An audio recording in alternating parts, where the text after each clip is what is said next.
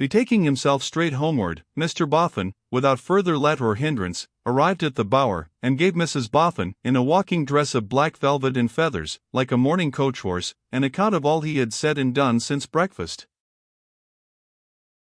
"This brings us round, my dear," he then pursued, "to the question we left unfinished, namely, whether there's to be any new go-in for fashion. Now, I'll tell you what I want, Noddy," said Mrs. Boffin, smoothing her dress with an air of immense enjoyment. "I want society." "Fashionable society, my dear?" "Yes," cried Mrs. Boffin, laughing with the glee of a child. "Yes. It's no good my being kept here like waxwork, is it now?" "People have to pay to see waxwork, my dear," returned her husband, "whereas, though you'd be cheap at the same money, the neighbors is welcome to see you for nothing." "But it don't answer," said the cheerful Mrs. Boffin. "When we worked like the neighbors, we suited one another. Now we have left work off, we have left off suiting one another." "What, do you think of beginning work again?" Mr. Boffin hinted. "Out of the question. We have come into a great fortune, and we must do what's right by our fortune, we must act up to it." Mr. Boffin, who had a deep respect for his wife's intuitive wisdom, replied, though rather pensively, "I suppose we must. It's never been acted up to yet, and, consequently, no good has come of it," said Mrs. Boffin. "True, to the present time," Mr. Boffin assented, with his former pensiveness, as he took his seat upon his settle. "I hope good may be coming of it in the future time. Towards which, what's your views, old lady?"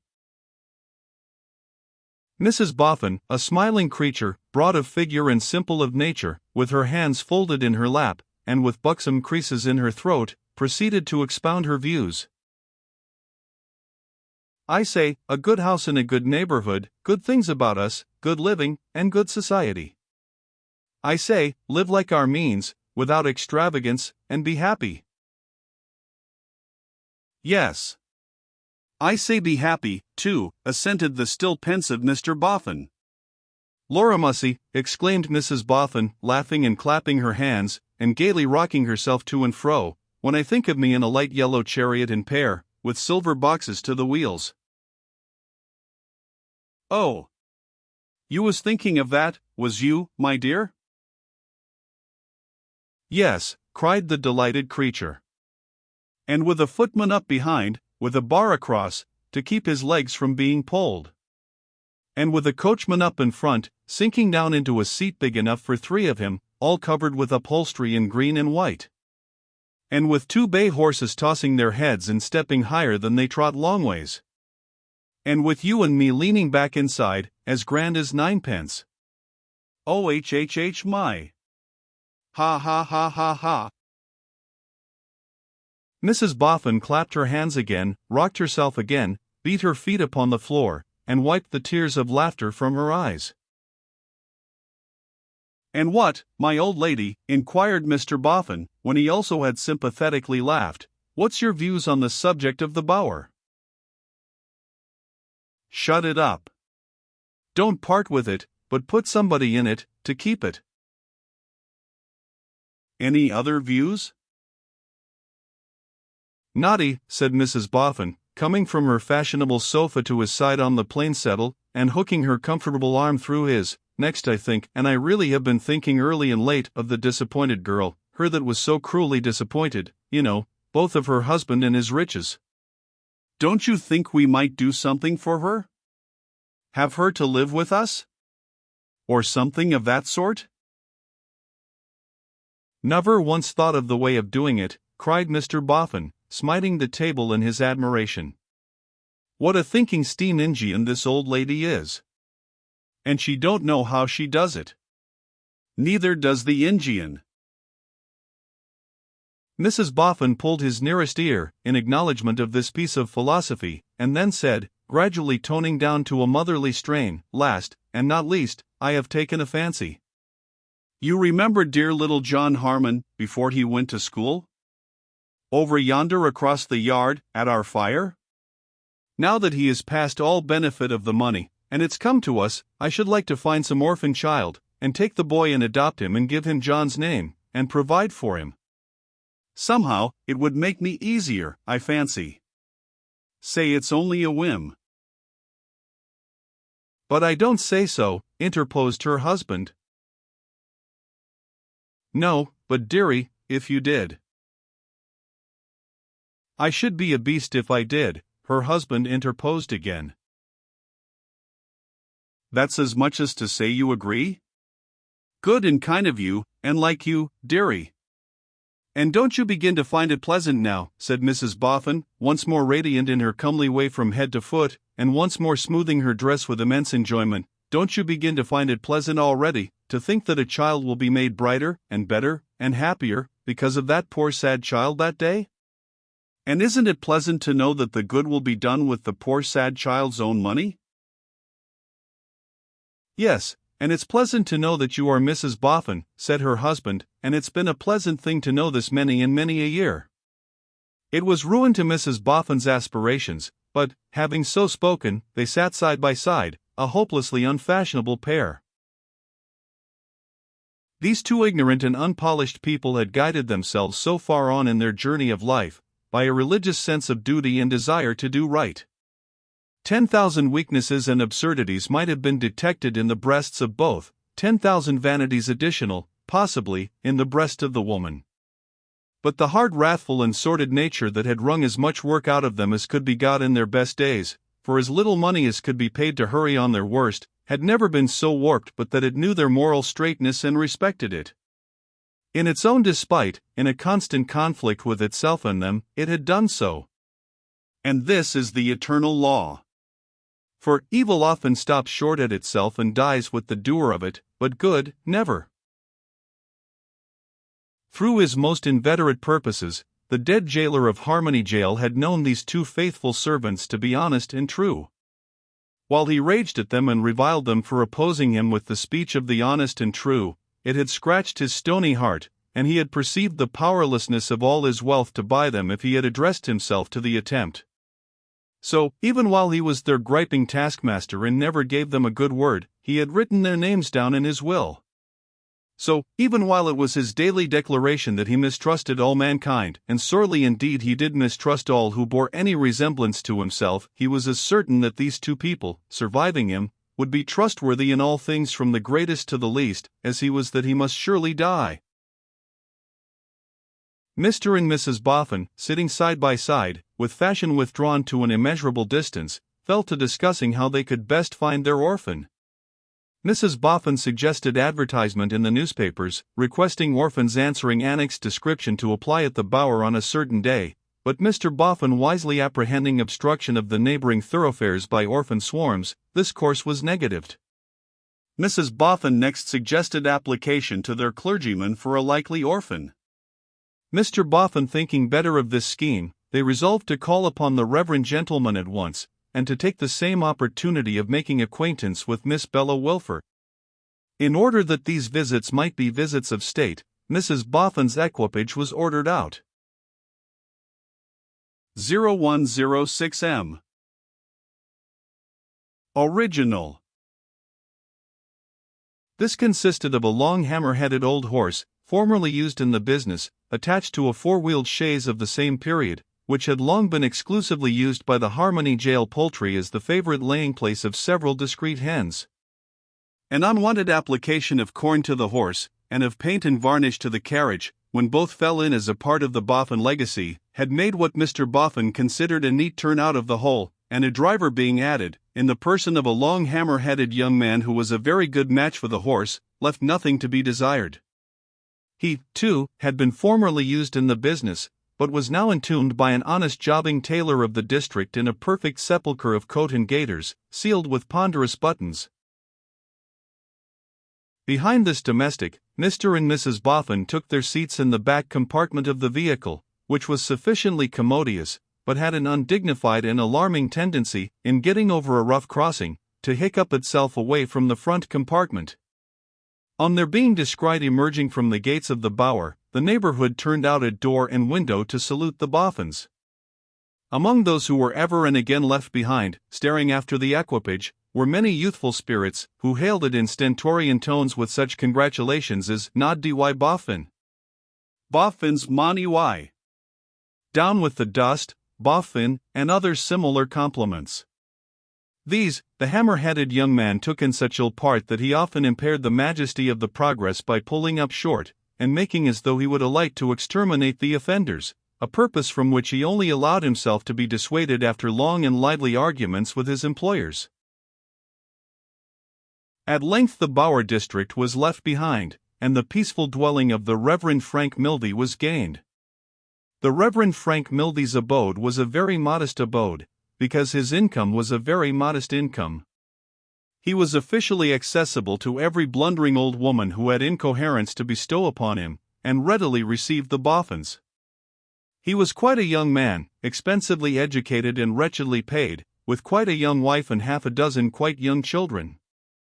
He was under the necessity of teaching and translating from the classics, to eke out his scanty means, yet was generally expected to have more time to spare than the idlest person in the parish, and more money than the richest.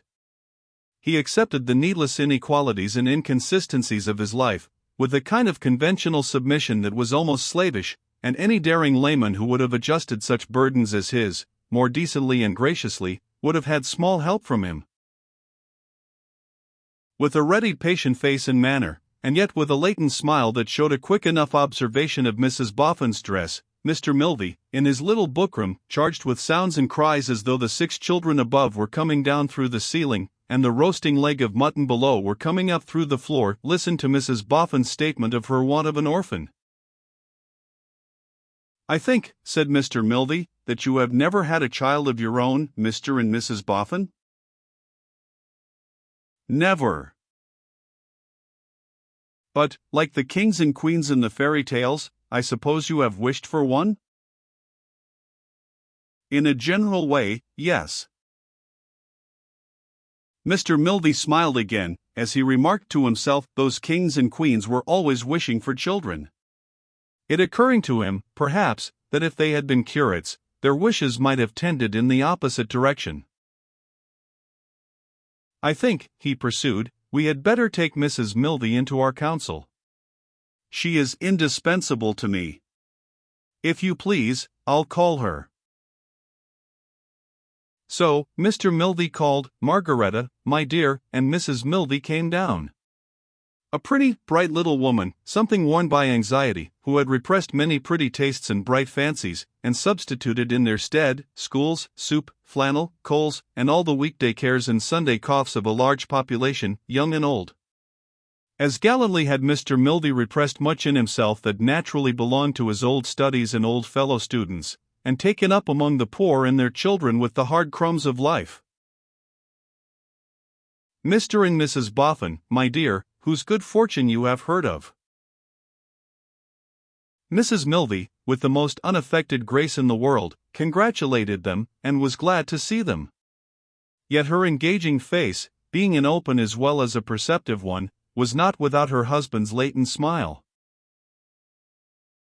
"Mrs. Boffin wishes to adopt a little boy, my dear." Mrs. Mildy, looking rather alarmed, her husband added, "An orphan, my dear." "Oh," said Mrs. Mildy, reassured for her own little boys. "And I was thinking, Margaretta, that perhaps old Mrs. Goody's grandchild might answer the purpose." "Oh, my dear Frank, I don't think that would do." "No?" "Oh, no."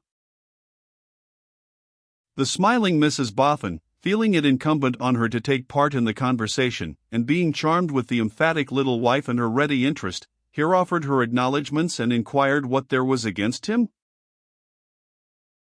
"I don't think," said Mrs. Mildy, glancing at the Reverend Frank, "and I believe my husband will agree with me when he considers it again, that you could possibly keep that orphan clean from snuff. Because his grandmother takes so many ounces, and drops it over him." But he would not be living with his grandmother then, Margareta, said Mr. Milvey. No, Frank, but it would be impossible to keep her from Mrs. Boffin's house, and the more there was to eat and drink there, the oftener she would go. And she is an inconvenient woman. I hope it's not uncharitable to remember that last Christmas Eve she drank 11 cups of tea, and grumbled all the time. And she is not a grateful woman, Frank. You recollect her addressing a crowd outside this house, about her wrongs, when, one night after we had gone to bed, she brought back the petticoat of new flannel that had been given her, because it was too short. That's true, said Mr. Milvey. I don't think that would do. Would little Harrison? Oh, Frank, remonstrated his emphatic wife. He has no grandmother, my dear. No, but I don't think Mrs. Boffin would like an orphan who squints so much. That's true again, said Mr. Milvey, becoming haggard with perplexity.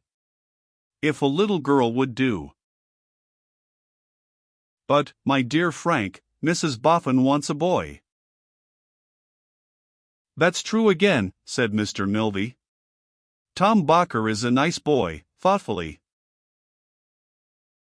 But I doubt, Frank, Mrs. Milvey hinted, after a little hesitation, if Mrs. Boffin wants an orphan quite 19, who drives a cart and waters the roads. Mr. Milvey referred the point to Mrs. Boffin in a look. On that smiling lady shaking her black velvet bonnet and bows, he remarked, in lower spirits, that's true again. I am sure, said Mrs. Boffin, concerned at giving so much trouble, that if I had known you would have taken so much pains, sir, and you too, ma'am, I don't think I would have come. Pray don't say that, urged Mrs. Milvey. No, don't say that, assented Mr. Milvey, because we are so much obliged to you for giving us the preference. Which Mrs. Milvey confirmed, and really the kind, conscientious couple spoke, as if they kept some profitable orphan warehouse and were personally patronized. But it is a responsible trust, added Mr. Milvey, and difficult to discharge. At the same time, we are naturally very unwilling to lose the chance you so kindly give us, and if you could afford us a day or two to look about us, you know, Margareta, we might carefully examine the workhouse, and the infant school, and your district. To be sure, said the emphatic little wife.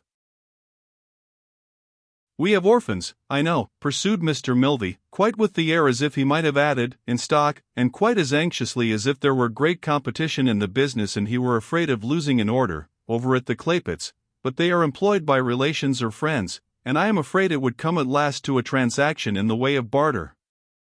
And even if you exchanged blankets for the child or books and firing, it would be impossible to prevent their being turned into liquor.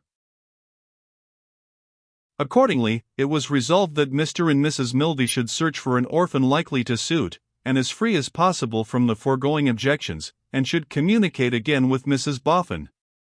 Then, Mr. Boffin took the liberty of mentioning to Mr. Milvey that if Mr. Milvey would do him the kindness to be perpetually his banker to the extent of a £20 note or so, to be expended without any reference to him, he would be heartily obliged. At this, both Mr. Milvey and Mrs. Milvey were quite as much pleased as if they had no wants of their own, but only knew what poverty was, in the persons of other people, and so the interview terminated with satisfaction and good opinion on all sides. Now, old lady, said Mr. Boffin, as they resumed their seats behind the hammer-headed horse and man, having made a very agreeable visit there, we'll try Wilfer's. It appeared, on their drawing up at the family gate, that to try Wilfer's was a thing more easily projected than done, on account of the extreme difficulty of getting into that establishment, 3 pulls at the bell producing no external result, though each was attended by audible sounds of scampering and rushing within. At the 4th tug, vindicatively administered by the hammer-headed young man, Miss Lavinia appeared, emerging from the house in an accidental manner, with a bonnet and parasol, as designing to take a contemplative walk. The young lady was astonished to find visitors at the gate, and expressed her feelings in appropriate action. Here's Mr. and Mrs. Boffin, growled the hammer-headed young man through the bars of the gate, and at the same time shaking it, as if he were on view in a menagerie. "They've been here half an hour." "Who did you say?" asked Miss Lavinia. "Mr. and Mrs. Boffin," returned the young man, rising into a roar.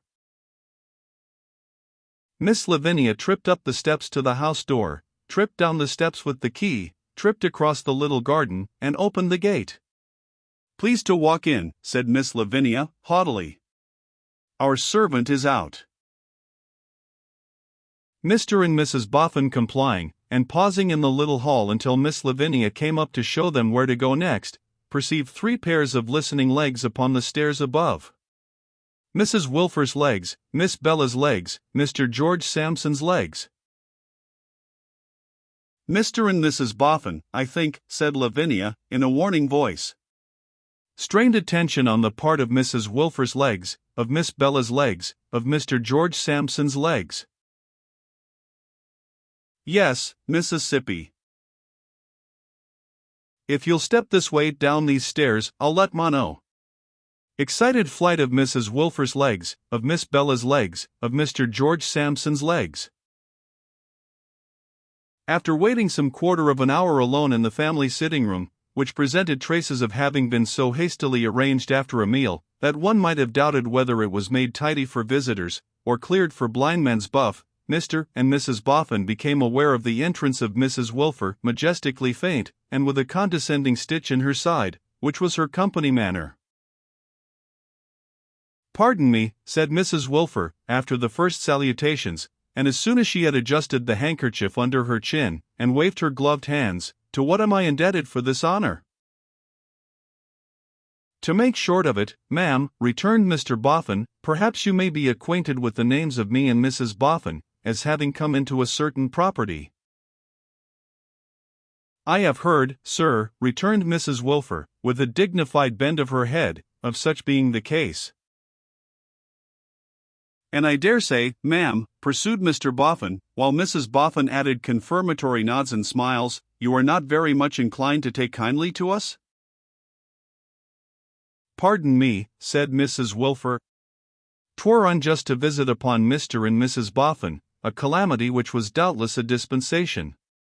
These words were rendered the more effective by a serenely heroic expression of suffering. "That's fairly meant, I am sure," remarked the honest Mr. Boffin. "Mrs. Boffin and me, ma'am, are plain people, and we don't want to pretend to anything, nor yet to go round and round at anything, because there's always a straight way to everything. Consequently, we make this call to say, that we shall be glad to have the honor and pleasure of your daughter's acquaintance, and that we shall be rejoiced if your daughter will come to consider our house and the light of her home equally with this. In short, we want to cheer your daughter, and to give her the opportunity of sharing such pleasures as we are going to take ourselves. We want to brisk her up, and brisk her about, and give her a change." "That's it," said the open-hearted Mrs. Boffin. "Lor! Let's be comfortable." Mrs. Wilfer bent her head in a distant manner to her lady visitor, and with majestic monotony replied to the gentleman. "Pardon me. I have several daughters. Which of my daughters am I to understand is thus favored by the kind intentions of Mr. Boffin and his lady?" "Don't you see?" the ever-smiling Mrs. Boffin put in. "Naturally, Miss Bella, you know." "Oh," said Mrs. Wilfer, with a severely unconvinced look. "My daughter Bella is accessible and shall speak for herself." Then opening the door a little way, simultaneously with a sound of scuttling outside it, the good lady made the proclamation, "Send Miss Bella to me," which proclamation, though grandly formal, and one might almost say heraldic, to hear, was in fact enunciated with her maternal eyes reproachfully glaring on that young lady in the flesh, and in so much of it that she was retiring with difficulty into the small closet under the stairs, apprehensive of the emergence of Mr. and Mrs. Boffin.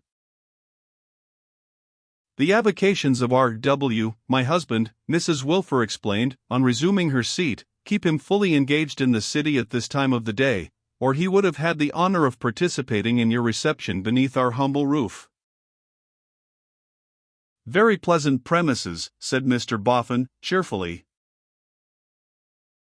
"Pardon me, sir," returned Mrs. Wilfer, correcting him, "it is the abode of conscious though independent poverty." Finding it rather difficult to pursue the conversation down this road, Mr. and Mrs. Boffin sat staring at mid-air, and Mrs. Wilfer sat silently giving them to understand that every breath she drew required to be drawn with a self-denial rarely paralleled in history, until Miss Bella appeared, whom Mrs. Wilfer presented, and to whom she explained the purpose of the visitors. "I am much obliged to you, I am sure," said Miss Bella, coldly shaking her curls, "but I doubt if I have the inclination to go out at all." "Bella!" Mrs. Wilfer admonished her, "Bella, you must conquer this." "Yes, do what your ma says, and conquer it, my dear," urged Mrs. Boffin, "because we shall be so glad to have you, and because you are much too pretty to keep yourself shut up." With that, the pleasant creature gave her a kiss, and patted her on her dimpled shoulders, Mrs. Wilfer sitting stiffly by, like a functionary presiding over an interview previous to an execution. "We are going to move into a nice house," said Mrs. Boffin, who was woman enough to compromise Mr. Boffin on that point, when he couldn't very well contest it, "and we are going to set up a nice carriage, and we'll go everywhere and see everything. And you mustn't," seating Bella beside her, and patting her hand, "you mustn't feel a dislike to us to begin with, because we couldn't help it, you know, my dear." With the natural tendency of youth to yield to candor and sweet temper, Miss Bella was so touched by the simplicity of this address that she frankly returned Mrs. Boffin's kiss.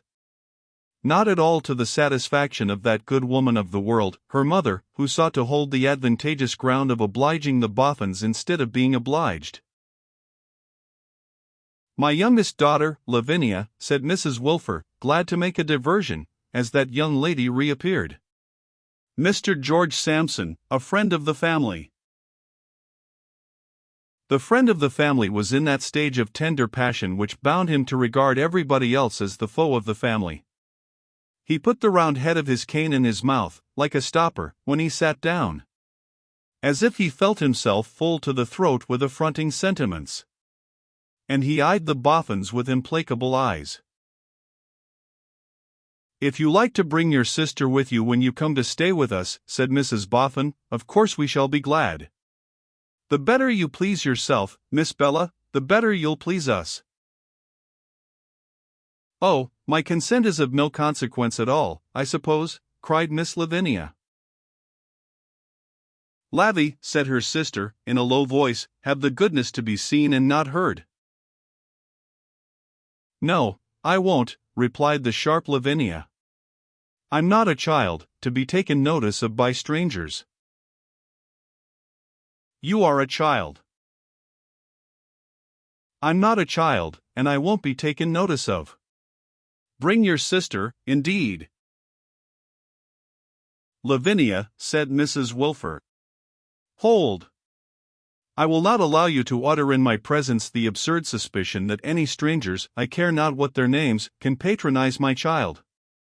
Do you dare to suppose, you ridiculous girl, that Mr. and Mrs. Boffin would enter these doors upon a patronizing errand, or, if they did, would remain within them only for one single instant, while your mother had the strength yet remaining in her vital frame to request them to depart? You little know your mother if you presume to think so." "It's all very fine," Lavinia began to grumble, when Mrs. Wilfer repeated, "Hold! I will not allow this. Do you not know what is due to guests? Do you not comprehend that in presuming to hint that this lady and gentleman could have any idea of patronizing any member of your family, I care not which, you accuse them of an impertinence little less than insane?"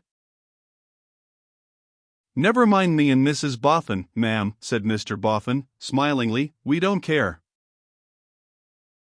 "Pardon me, but I do," returned Mrs. Wilfer.